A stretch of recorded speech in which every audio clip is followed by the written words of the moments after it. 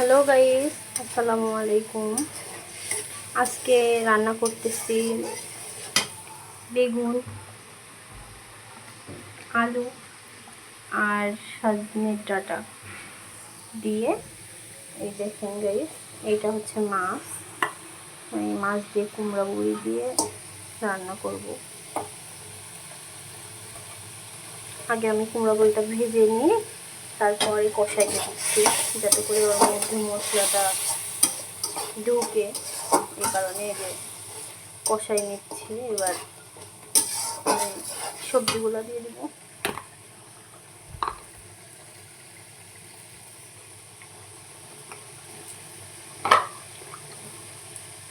সবজিগুলো না দিলে সিদ্ধ হবে না, তার জন্য আমি দিয়ে দিচ্ছি যে সবজিগুলো।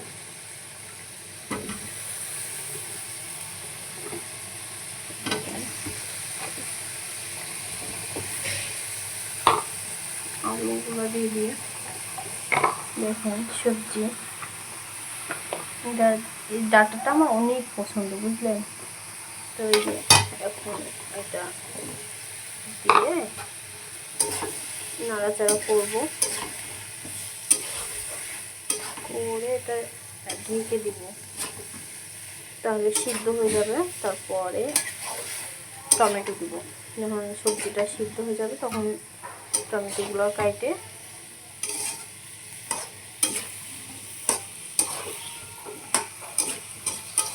এখন দিয়ে দিব।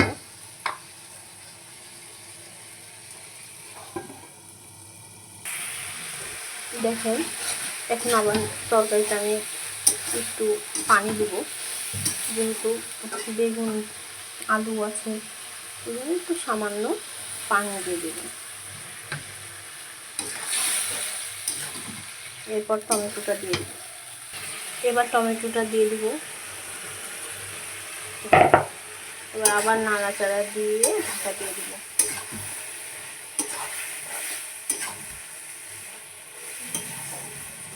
একটু ভালো করে না নাড়লে তরকারি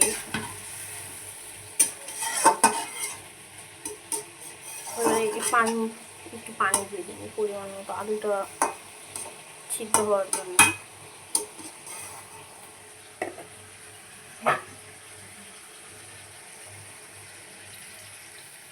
ঝোলের পানি দিব পরে একটু।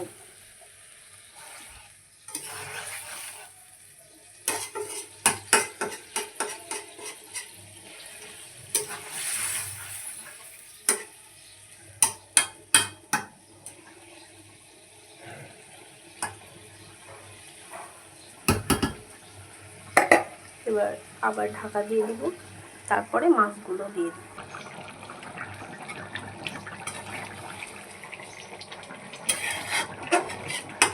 গাইস, তরকারি হয়ে গেছে। এই দেখুন আলু হয়ে গেছে। তো এবার মাছটা দিয়ে দেব।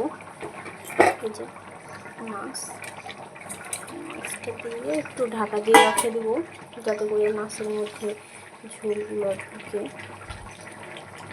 আমার তেলাপিয়া মাছ অনেক প্রিয়, এই কারণে আমি